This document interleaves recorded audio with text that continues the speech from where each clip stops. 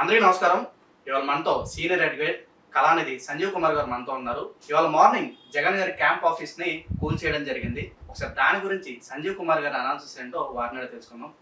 Hello sir. నమస్కారం sir, 2019లో Jagan గారి అధికారం వచ్చినప్పుడు ప్రజావేదిక కూల్చివేతతో ఆయన పరిపాలన అనేది ప్రారంభం జరిగింది. మరి ఇవాళ మార్నింగ్ మనం చూసుకున్నట్లయితే జగన్ గారి క్యాంప్ ఆఫీస్ ని సిఆర్డీ అధికారులు అక్కడ కూల్చేయడం జరిగింది. చాలా మంది ఏదో కక్ష సాధింపు రాజకీయాలు మళ్ళీ స్టార్ట్ చేశారు అంటున్నారు. మరి ఏంటి, అది లీగల్ గా కూల్చారా? మరి ఏంటి, దాని గురించి ఏమంటారు సార్? 2019లో జగన్ గారు ముఖ్యమంత్రి అయిన తర్వాత ఫస్ట్ స్టెప్ ఆయన తీసుకుందే రాంగ్ స్టెప్ తీసుకున్నాడు. మొదట స్టార్టింగే కూర్చి వెళ్తుంది మొదలుపెట్టాడు. ప్రజావేదిక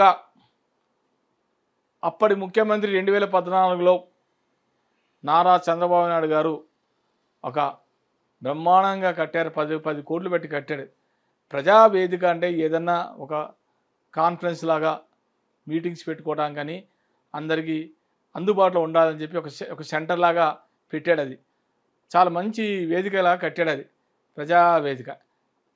అది కూల్చటం ఈయన ఎప్పుడైతే మొదలుపెట్టాడో అప్పంచే ఆయనకి డౌన్ఫాల్ స్టార్ట్ అయినగా. తప్పది, ఆయన రాంగ్ స్టెప్ తీసుకుంది. ఫస్టే రాంగ్ స్టెప్. చాలామంది అన్నారు కూడా. ఆయన పెద్ద విశ్లేషకులు కూడా అన్నారు, జగన్ గారు మీరు చేసింది తప్పండి, ఇది కూల్చకుండా ఉంటే బాగుండేదేమో, ఇది కూల్చడం వల్ల ప్రజల్లో మీకు వ్యతిరేకత మొదలవుతుందేమో అని చాలామంది స్టార్టింగ్లోనే చెప్పారు. ఇల్లీగల్ బిల్డింగ్ అని ఒక ముద్ర కూడా వేశారు. అయితే ఇప్పుడు ఆ తర్వాత ఈయన అధికారంలో వచ్చిన తర్వాత ఈయన క్యాంప్ ఆఫీస్ పెట్టుకోవడంలో తప్పు లేదు, కానీ క్యాంప్ ఆఫీస్కు 2 ఎకరాల భూమిని ఇల్లీగల్గా లాక్కొని దాంట్లో కన్స్ట్రక్షన్ చేయడం జరిగింది. ఒక 2 ఎకరాల భూమి అన్నప్పుడు అది అసైన్ ల్యాండ్, ప్రభుత్వ భూమి అయినా సరే, పట్టా భూమి అయినా సరే, ఏ భూమి అయినా సరే చెప్తుంటా వీడియోలో, పట్టా భూమి అయినా సరే, ప్రభుత్వ భూమి అయినా దాన్ని కూడా ప్రాసెస్ సరిగ్గా చేసుకోవాలి, డాక్యుమెంటేషన్ సరిగ్గా ఉండాలి, దాంట్లో కూడా రెవెన్యూ రికార్డ్స్లో ఎంట్రీ చేసుకోవాలి.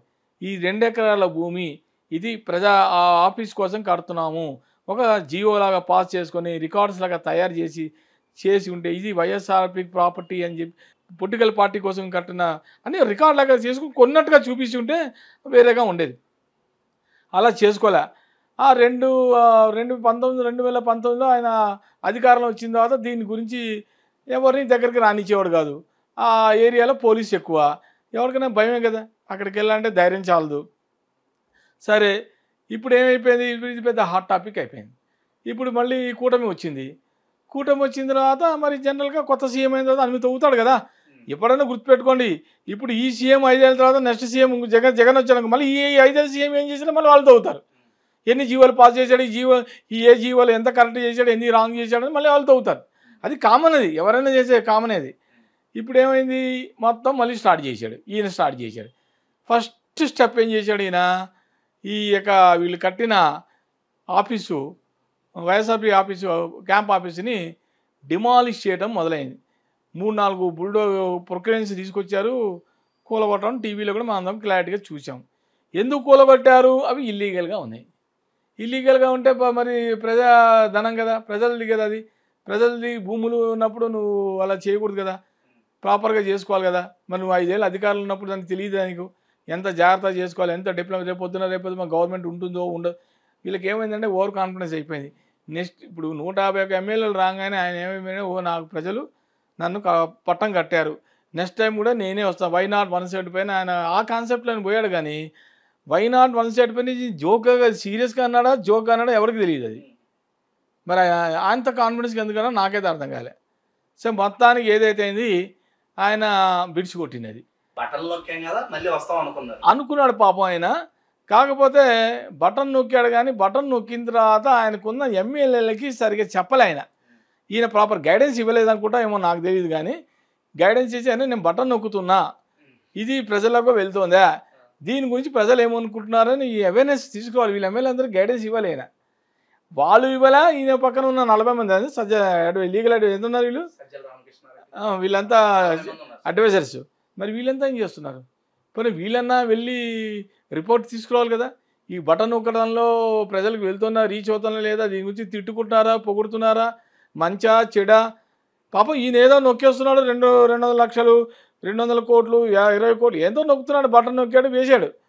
నొక్కుతున్నాడు ఆయన. నొక్కింది రీచేతనా లేదా వాళ్ళకి తెలియదు. పాప ఈయన నాకు చాలా జాలేసింది, బాధ వచ్చింది. మన ఇంటర్వ్యూ ఓడిపోయిన తర్వాత అన్నాడు ఆయన, నేను ఇంత మంచి చేస్తే అవ్వలు ఎక్కడ పోయారు, అక్కలు ఎక్కడ పోయారు, తాతలు ఎక్కడ పోయారు, వీళ్ళు ఎక్కడ పోయారు, వాళ్ళు ఎక్కడ పోయారు, వాళ్ళంతా ఏరి అని చాలా నేనే బాధపడ్డా. చేశాడు పాపం, కానీ అది ప్రజలను రీచ్ అవ్వలేదంటే వీళ్ళు ప్రాపర్ అడ్వైజర్స్ మరి ఆయనకి దృష్టికి తీసుకెళ్ళాలి, దాంతో దెబ్బతిన్నాడు. కాబట్టి ఇది కక్ష సాధింపు అనేది నేను అనుకోను. ఇది చేసిన తప్పుల్ని క్లియర్ చేస్తున్నారు. ఇప్పుడు ఆయన తాడేపల్లి ఆఫీస్ దగ్గర రోడ్డుని కబ్జా చేశారు, జనాన్ని వెళ్ళనీయకుండా చుట్టూ తిరిగి వెళ్ళమన్నాడు తప్ప పోలీసుని పెట్టేశాడు. ఇప్పుడు నువ్వు ఈ రూట్లో వెళ్తావు, 5 నిమిషాలు వెళ్తావు, ఈ రూట్ని బ్లాక్ చేస్తే నీకు వెనక నుంచి తిరగాలంటే గంట పడుతుంది. ఆఫీస్కి వెళ్ళే వాళ్ళు ఉంటారు, కోర్టుకు వెళ్ళే వాళ్ళు ఉంటారు, అందరికీ ఇబ్బంది కదా. ఇప్పుడు ఈయన వచ్చిన తర్వాత మొత్తం లైన్ క్లియర్ చేశాడు, మొత్తం అక్కడ అంతా క్లియర్ చేశారు అక్కడ. సార్ అలాగే ఇంటి బయట పెద్ద పెద్ద కంచెలు మనం సలార్ సినిమాలో చూసాం, అంత పెద్ద కంచెలు. సో ప్రజలు అభద్రతా భావం అంటున్నారు, మీరేమంటారు దీని గురించి? ఏంది ఎలా అంత పెద్ద కంచెలు వేసుకోవడం, ఏదన్నా జరుగుతుందేమో అని భయం అంటారు. అంతే కదా, ఆయన మీద ఆల్రెడీ 2-3 సార్లు జరిగింది కదా, ఆయన మీద అటాకులు జరిగినాయి. ఆయన ఒక మీటింగ్లో వెళ్తూ ఒక రాయేశారు. అని కాకుండా వాళ్ళ ఫాదర్ని కూడా అప్పుడు హెలికాప్టర్లో వెళ్తాడు, ఆయన చనిపోయాడు. ఏమన్నా ఎంత చిన్న కుర్రవాడు, నా మీద కూడా ఏమైనా అటాక్ చేస్తే జనరల్గా భయం ఉంటుంది కదా, తన సేఫ్టీ కోసం పెట్టుకున్నాడు. ఒక సీఎంగా పెట్టుకోవడం తప్పలేదు, nothing wrong to do that. But ఇప్పుడు అది తీసేశారు. అది కంచెలు అలాగే ఉన్నాయి సార్. అలాగే 30 మందిని ప్రైవేట్ సెక్యూరిటీ కూడా పెట్టుకుంటాడు ఆయన. మరి ఆయన ఇంపార్టెంట్ కదా, డబ్బు సంపాదించుకున్నాడు. ఇప్పుడు ఆయనకి సెక్యూరిటీ ఇంపార్టెంట్. గవర్నమెంట్ సెక్యూరిటీ ఇవ్వదు. ఎందుకు ఇస్తుంది గవర్నమెంట్? ఇస్తే మళ్ళీ వాళ్ళకి జీతాలు గవర్నమెంట్ ఇవ్వాలి. నువ్వు ఒక అపోజిషన్ పార్టీ అయి ఉంటే, అపోజిషన్ లీడర్ అయి ఉంటే అప్పుడు కంపల్సరీ సెక్యూరిటీ ఇవ్వాలి నామ్స్ ప్రకారం. అపోజిషన్ అవ్వలేగా, నువ్వు లీడర్ అవ్వలేగా, అది కూడా రాలేగా. నీకు ఆ ఫిగర్ కూడా రాలేదు. 2023 ఎంత రావాలి ఆపోజిషన్ లీడర్ అవ్వాలంటే, అది రీచ్ అవ్వలేదు కదా. 11కి పడిపోయాడు కదా, దానివల్ల సెక్యూరిటీ మొత్తం పోయింది. ఇంకా ప్రభుత్వం సెక్యూరిటీ ఇవ్వదు. 1 or 2 పర్సన్స్ మ్యాక్సిమం ఇస్తే ఇవ్వచ్చు, అంత తప్ప ఇంకా ఆయనకి అంత భద్రత ఉండదు, వెహికల్స్ ఉండవు, ఏమీ ఉండవు. పోలీసు వాళ్ళు కూడా అటు సైడ్ పోరు. అది నేను అమరావతికి చాలాసార్లు వెళ్ళాను. ఎప్పుడు వెళ్ళినా పాపం చంద్రబాబు గారు సీఎం, ఇప్పుడు ఎక్స్-సీఎం అయినప్పుడు అక్కడ అదే రూట్లోంచి దాటి వచ్చేవాను, నేను క్రాస్ అయ్యి వచ్చేవాను. 2 కానిస్టేబుల్స్ అక్కడ, ఎక్స్-సీఎం ఇద్దరే కానిస్టేబుల్, బయట నించిన వాళ్ళు సెక్యూరిటీ. అలాంటిది ఇప్పుడు మళ్ళీ సీఎం అయ్యాడు, వెంటనే అక్కడ పుట్టలు సీఎం పోలీసు వాళ్ళు. అది కామన్. అది అధికారంలో ఉంటే ఒక రకం, అధికారం లేకపోతే ఓకే సార్, మొత్తానికి క్యాంప్ కార్యాలయం అనేది చట్టపరంగానే కూల్చేస్తున్నారు అంటారు. చట్ట ప్రకారంగానే మూడు. ఎందుకంటే వాళ్ళు చెప్తున్నారు కదా ఇల్లీగల్ అని అంటున్నారు కదా. ఈ ఇల్లీగల్ చేసుకునే అధికారం సిఆర్డీఏ వాళ్ళకి ఆ పవర్స్ ఉన్నాయి. సిఆర్డీఏ ఏదైనా సరే ఇల్లీగల్గా కన్స్ట్రక్షన్ చేస్తే డిమాలిష్ చేసే ఆస్కారం అధికారం. రేపు వీళ్ళు కోర్టు పైన ఏం గెలవరు. కోర్టు పోవాలన్నా నీ దగ్గర ప్రాపర్ ఎవిడెన్స్ ఉండాలి, ప్రాపర్ డాక్యుమెంట్స్ ఉండాలి. ఇది నేను కష్టపడి కట్టుకున్న ఆఫీస్ ఇది దీన్ని లీగల్గా ఉన్నది నా దగ్గర అని చెప్తే కోర్టులో వీళ్ళే గెలుస్తారు. రేపొద్దున మళ్ళీ కన్స్ట్రక్షన్ చేసుకోవచ్చు. మరి విధంగా లేదు కదా, ఇల్లీగల్ అనేది చెప్పి డిమాలిష్ చేశారు. లేకపోతే ఎందుకు అన్ని లక్షలు కోట్లు పెట్టి డిమాలిష్ వీల్ మటుకు ఎందుకు చేస్తారు? ఆధారాలు లేకపోతే చేయరు కదా. అది అన్ని చూసే చేశారు. అది సో మొత్తానికి ఇది కళానిధి గారితో జగన్ గారి క్యాంప్ ఆఫీస్ కూల్చివేతపై మన డిస్కషన్. మరిన్ని వీడియోస్తో ముందు మళ్ళీ కలుద్దాం. కంటెంట్ నచ్చితే please like, share and subscribe our channel.